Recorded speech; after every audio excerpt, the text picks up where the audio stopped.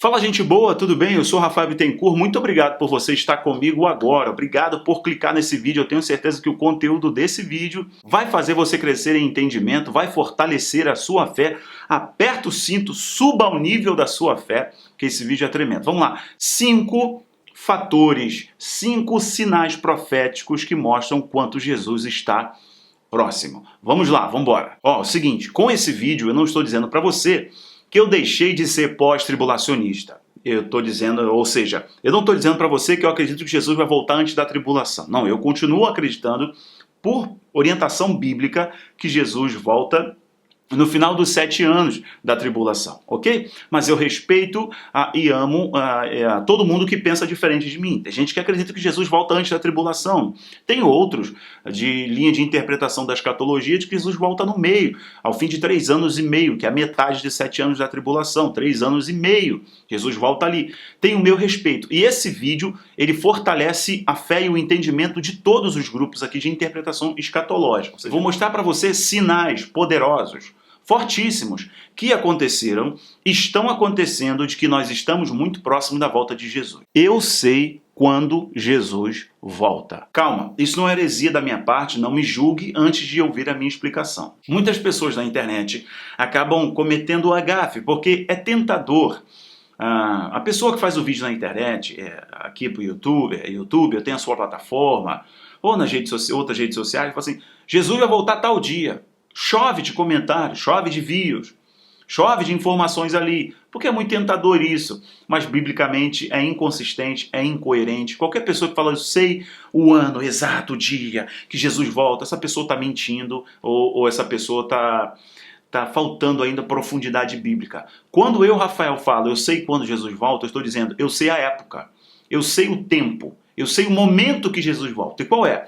Jesus nos orientou o seguinte, Paulo também nos orientou pegando as palavras de Jesus e pegando os escritos dos profetas quando Jesus volta. Jesus diz o seguinte, olhai para a figueira, olhai para os sinais. Esses sinais vão mostrar para vocês, falando por discípulos, falando para nós.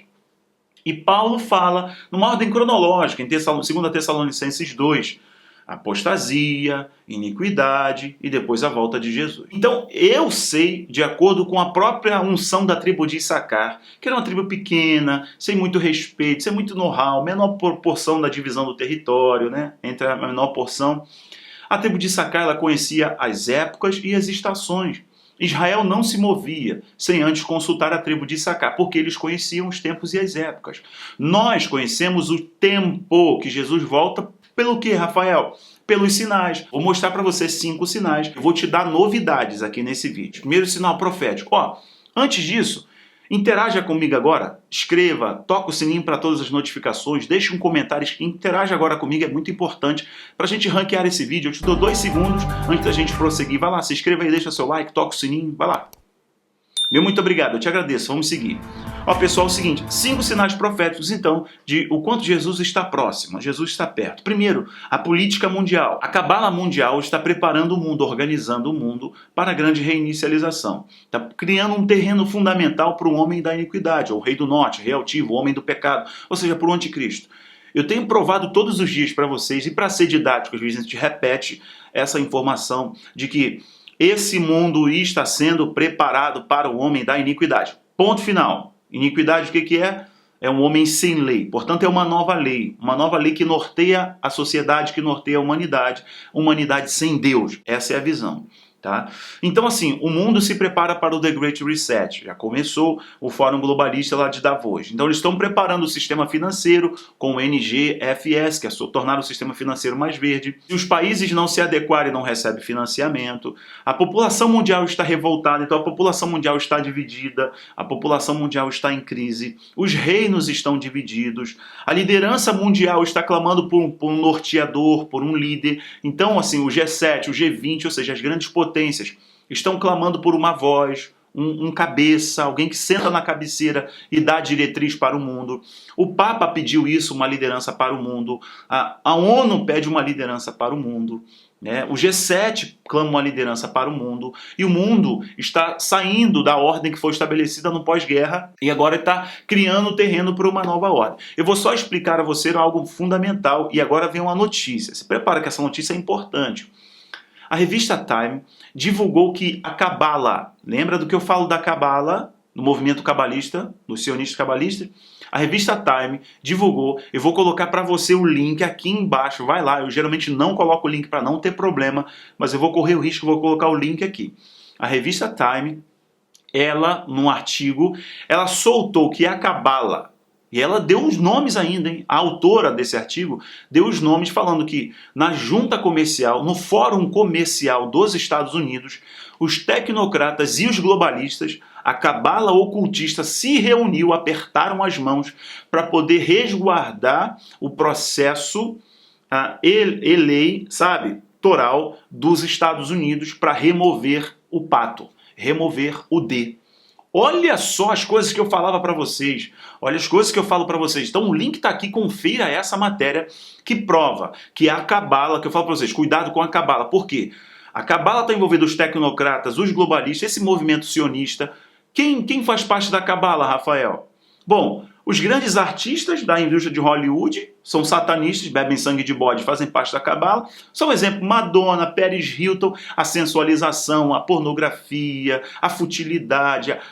Eu vou parar, tá? Então eles fazem parte desse corpo artístico que, de novo, molda a cultura da população do mundo inteiro. Uma cultura lasciva, permissiva, mundana, enfim, tá? Aí vem, quem faz parte da cabala? O Sorina, o Rockefeller, meu Deus do céu, o Rothschild, o tio Bill pai fez parte, o tio Bill filho faz parte, todos eles fazem parte do movimento sionista cabalista. Então esse artigo da Time está confessando, mostrando que a cabala se reuniu, esse movimento ocultista que trabalha com os ciclos satanistas do mundo. 2001, 11 de setembro de 2001, Torres Gêmeas. 2008, crise financeira. 2019 para 2020, visando 2023, 2025, 2030. Pronto, falei. Ok, então confere o link que está aqui embaixo. Então o primeiro grande sinal é que o mundo está em desgoverno, disruptura. O mundo está passando por uma crise muito grande e o desgoverno é parte fundamental de um novo governo. Fundamental, isso está na história. Filosofia política, a gente entende que os acontecimentos, o espetáculo, a violência, o grande sacrifício é parte da peça de propaganda que molda o imaginário coletivo e as pessoas acabam aceitando uma nova lógica.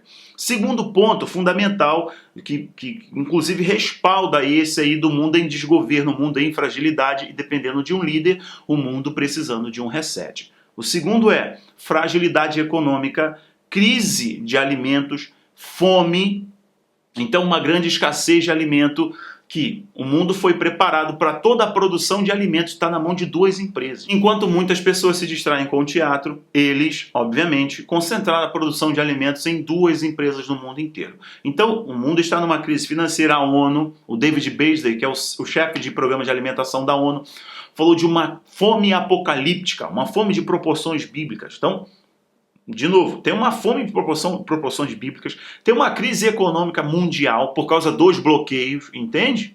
Por causa dos bloqueios que não resolveu nada, mas é para agravar a fome e a dependência dos países do mundo inteiro.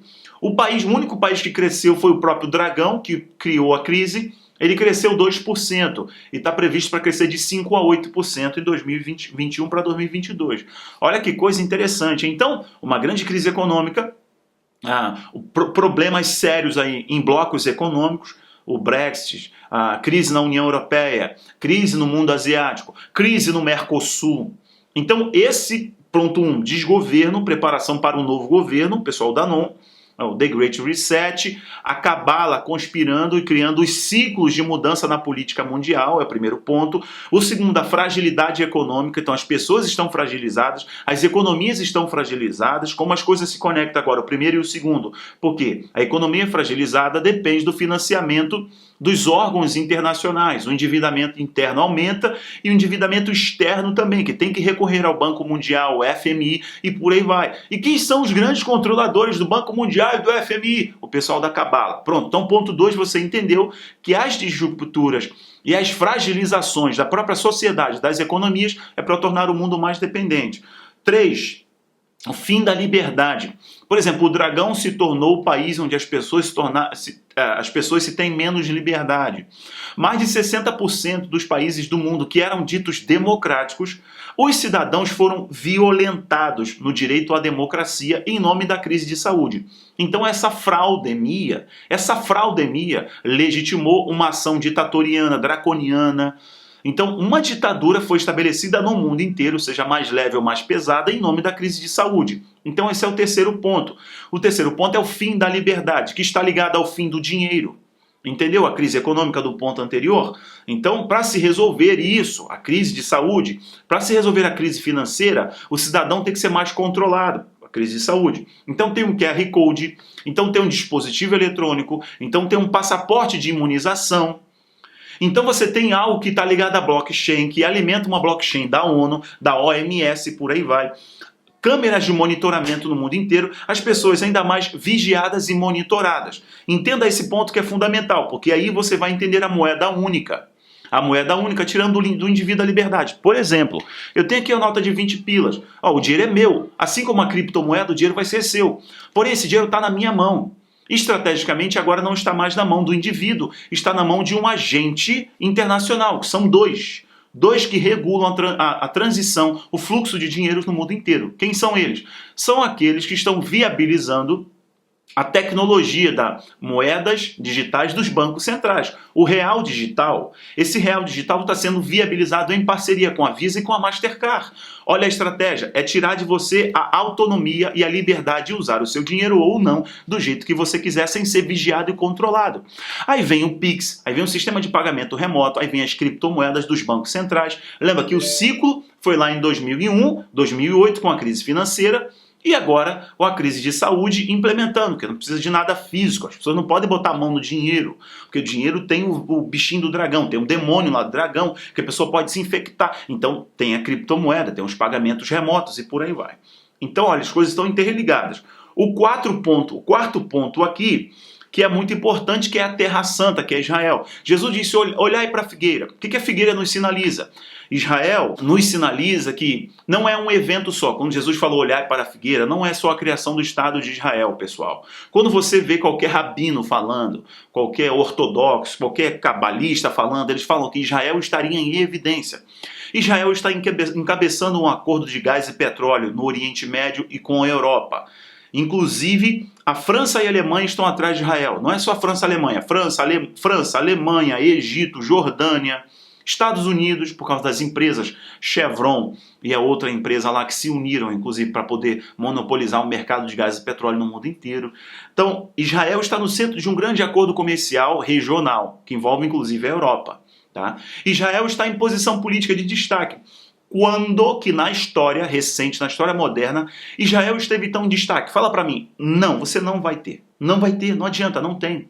Por quê? Com os acordos de paz, que foi encabeçado pela equipe do Donald, junto com o Jared Kushner e todo o seu time, eles colocaram Israel num centro político como um case de paz para o mundo inteiro. Aí nós temos acordo de paz com Emirados Árabes Unidos, acordo de paz com Bahrein, Sudão, reconhecimento de embaixada, transferência de embaixada. São posicionamentos políticos. Rafael, mas isso tudo foi arranjo econômico, foi arranjo jogo político. Claro que foi. Mas quem disse que o campo profético é Deus estalar o dedo assim e do nada os países do mundo, não, eu reconheço Israel, faço paz com Israel. Quem te disse isso, amigo? O terreno profético, ele segue um curso natural, mas é um terreno profético. É por isso que muitas pessoas são enganadas, muitas pessoas não fortalecem a fé, porque elas olham isso de modo natural. Eu não consigo olhar de modo natural. Tantos países, seja do Golfo, seja o Marrocos, fazer acordo com Israel, claro que é por causa do interesse da Chevron norte-americana em explorar o petróleo do Saara Ocidental. E o Saara Ocidental, claro, ser anexado a Marrocos. Ok? Eu sei disso. Eu sei, expliquei no e-book, o link do Geopolítica Premium está aqui embaixo. E você pode adquirir o e-book fazendo parte do Geopolítica Premium. Expliquei para você lá no livro Acordos de Paz, Perigos e Conquistas, que são acordos econômicos, políticos e religiosos. Mas é o terreno profético. Então Israel nunca esteve em evidência na história recente, na história moderna, do ponto de vista político, do ponto de vista econômico e do ponto de vista religioso. Por quê? Nós estamos vendo aqui que os legisladores de Israel, os deputados, que eram adeptos e ferrenhos defensores do terceiro templo, se tornaram legisladores. Exatamente. E eles estão entrando lá no monte do templo e falando: Israel nunca esteve tão perto do monte do templo, nunca esteve tão perto do terceiro templo. Ou seja, eles estão dizendo que os arranjos econômicos, que os arranjos políticos, que a jogada mundial, que o arranjo religioso está se costurando e se preparando para o terceiro templo. Então, a figueira, Israel, é muito importante, é um grande e poderoso sinal. Quinto sinal muito importante, e a gente conclui agora: a apostasia que prepara o mundo para a iniquidade, porque a Bíblia diz que será como nos tempos de Noé, a Bíblia diz que será como nos dias de Ló. Nos dias de Ló, nos dias de Noé, o que havia? Uma humanidade se rebelando contra Deus. O que é rebelião contra Deus? O que é substituir Deus? Apostasia. Entenda que o mundo vem caminhando com uma heresia. Heresia é o campo da teologia, está ligado à teologia. Então é alguém que distorce um texto bíblico, criando uma nova doutrina herética, para poder legitimar alguma ação. Então, a heresia distorce as escrituras para criar uma nova doutrina, uma nova visão, uma nova interpretação, que não tem embasamento, que não está ligada à hermenêutica, né? Não se faz uso da exegese correta. Não, ele distorce, é uma distorção. A apostasia é uma rebelião contra Deus, mas a apostasia faz uso dessas heresias que vêm sendo construídas ao longo da história. Então a apostasia é uma rebelião, uma substituição de Deus. O que é a substituição de Deus? Eu vou falar para você aqui, claramente.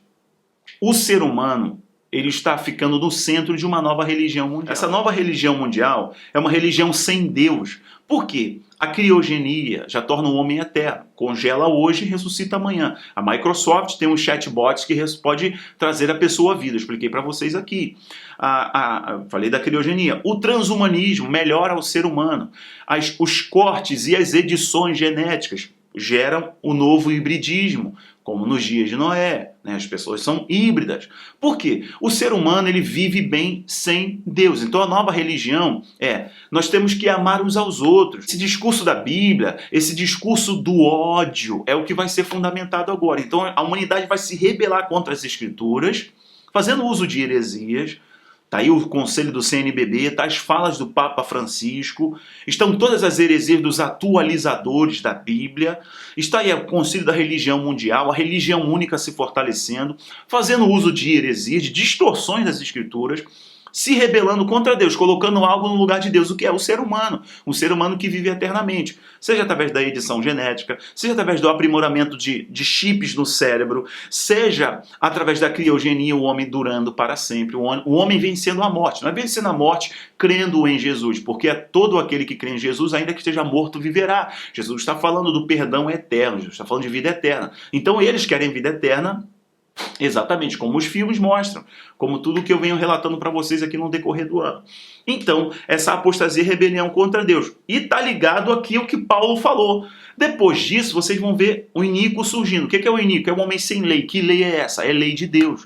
Porque a sociedade, a civilização ocidental, ela é moldada. Os valores éticos, culturais, os valores de família, a orientação sexual, a orientação de igreja, de eternidade, de céu, inferno, isso é moldado por valores judaico-cristãos. Então, o iníquo, essa sociedade iníqua, essa sociedade é uma sociedade sem a lei de Deus. É por isso que tem que tirar Deus do homem. É por isso que tem que tirar a noção, né? Tocar na pineal, tirar a noção de espiritualidade do homem, de religiosidade. Tirar do Deus do homem, porque nós colocamos um outro Deus, que é a inteligência artificial, que melhora o ser humano, né? Que é aí os humanoides, né? Que torna a humanidade eterna, porque tudo essa fala de religiosidade, isso aí é folclore, isso é linguagem romântica. Então o mundo caminha para algo substituir Deus. Prepara agora, eu falei para você apertar o cinto que no final eu te falar de algo importante. Olha, a humanidade está caminhando para legitimar não só o pedo, sabe? Não só o pedo, sabe do que eu estou falando? Pedo, entende? Filia. A humanidade caminha para isso, não é só para legitimar o pedo. Isso já está acontecendo no mundo, tá bom? Está acontecendo, porque isso é parte também de um culto satânico, algo ocultista, assim, pesadíssimo. Qual é outra coisa que a humanidade está caminhando? Eu me aproximei para falar isso com você, que é muito importante. Você tem que orar sobre isso. Você tem que falar sobre isso, que é a legitimação do incesto. Será como nos dias de Ló, como nos dias de Noé.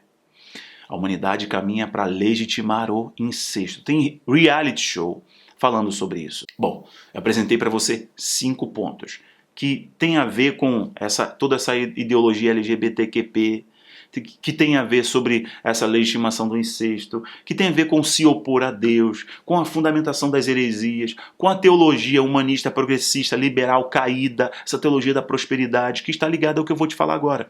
O escândalo das grandes igrejas nos Estados Unidos, que os caras arrecadam milhões e ainda assim pegaram auxílio do governo para poder pagar os funcionários da televisão da igreja. E aí pegaram 10 milhões do governo norte-americano, 3,9 milhões, 5 milhões, e a igreja comprando jatinho particular em plena crise de saúde. Eu falo para você, isso daí não é uma grande apostasia, não é um abandono da fé genuína, tudo em nome de Mamon, porque eles comem na mão de Mamon.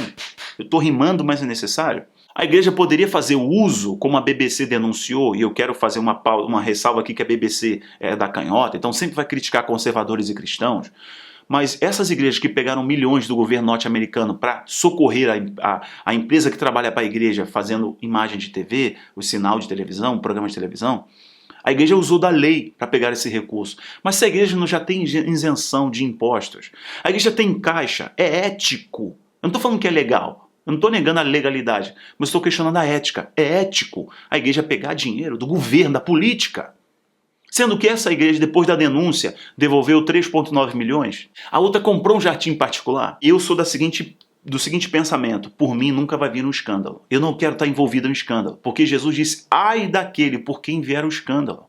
Então essas pessoas estão usando o nome do Senhor e promovendo o escândalo, que está ligado à apostasia, que está ligado à preparação da iniquidade.